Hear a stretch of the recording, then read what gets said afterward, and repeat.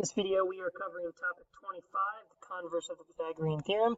It is a revisit of the Pythagorean theorem number 7 and 18 triangle inequality theorem as they kind of merge into the converse of the Pythagorean theorem. We'll be solving for the missing leg using the Pythagorean theorem, determining whether or not we can have a triangle using the inequality, and then finally from that, if we have a triangle, determining whether it is right, acute, or obtuse. Okay, so as a quick review, the triangle inequality theorem states that the sum of the lengths of any two sides of a triangle is greater than the length of the third side. Now, since we have three lengths of the triangle, we get three inequalities. The two smaller sides needs to be greater than C, if C is in fact the biggest side. That's the one we'll be dealing with in this case. We also can take the hypotenuse with a smaller leg, a hypotenuse and a smaller leg. They should still be larger, but we're really going to be interested in A plus B is greater than C, where C is the hypotenuse. Now, the triangle inequality theorem also allows us to determine whether the triangle exists. All right, so before we were determining what the range of values it was, here we can take this idea and determine whether a triangle exists or is not possible. So we have three options here. First is if A plus B is less. The next option is if A plus B equals C, is also not possible. Look like together in one line.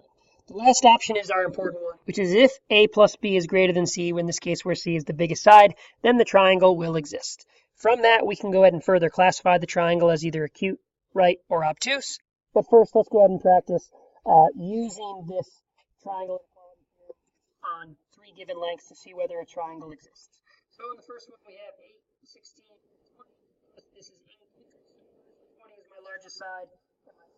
Example 10 is my largest side, and in the third one, 28 is my largest side. Sometimes the orders are messed up, so please just don't go on autopilot. A, B, and then C. A, B, then C. A, B, and C. C being the biggest side. So we're going to go ahead and plug it into the triangle inequality. A plus B is greater than C, so we need to check whether 8 plus 16 is greater than 20. We can see that 24 is greater than 20, so therefore the triangle exists. In my next example, we're going to do 6, 8, and 10, plug it into the triangle inequality theorem. A plus B is greater than C. 6 plus 8 must be greater than 10 for this to be true, and 14 is greater than 10, leaves with the triangle existing.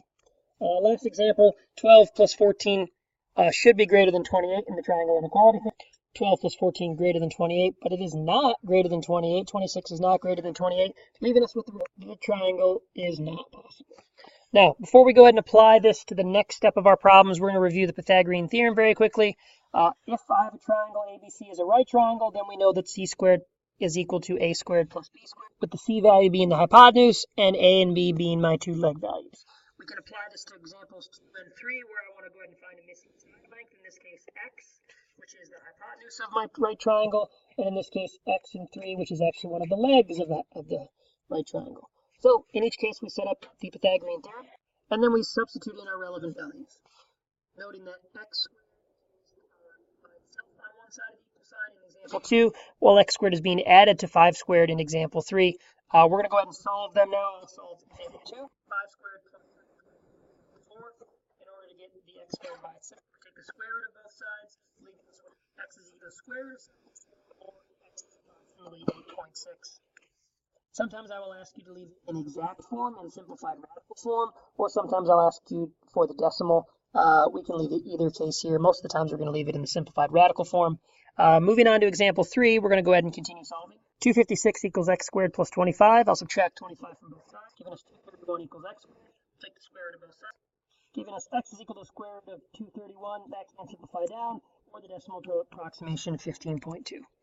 Now, taking this idea of the Pythagorean theorem, if I go in reverse, which is the idea of the converse, if we start with A squared plus B squared maybe equaling C squared, we can classify our triangle as either acute, right, or obtuse. The chart here will illustrate that. If C squared is less than A squared plus B squared, so the hypotenuse, the biggest side squared, is less than the sum of the two legs squared, we get an acute triangle. If the C squared value is greater than A squared plus B squared, we get an obtuse triangle. And lastly, if C squared actually equals A squared plus B squared, we're back to having a right triangle. Let's go ahead and apply this in example 4. In each of these cases, I have left a box in between, as I'm going to fill in the inequality once I do my calculations where C is the largest value. that will either give me, I'll either use a less than, a greater than, or an equal to, which will then give me either acute triangle, obtuse triangle, or right triangle. So 8, 16, and 20 would look like 20 squared, and then 8 squared and 16 squared. We simplify as 400 and 320.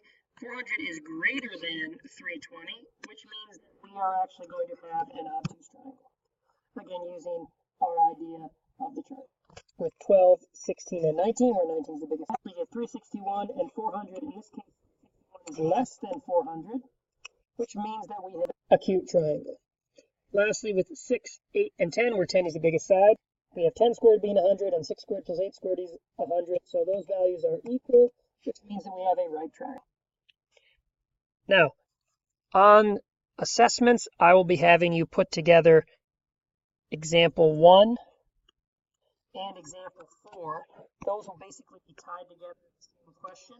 I'll first ask you whether a triangle exists, where we will use the Converse of Pythagorean triangle inequality theorem. And then in example 4, if it does exist, I'll ask you to classify it as either obtuse, acute, or right triangle. Additionally, these triangle inequality theorem chart and this converse of the inequality Pythagorean theorem chart will both appear on the test. Though this chart, the order will be different, but I'll be asking you to explain when A plus B equals C, what can a triangle be possible or not, etc., etc. So expect to see those on the exam. There are notes. Thanks.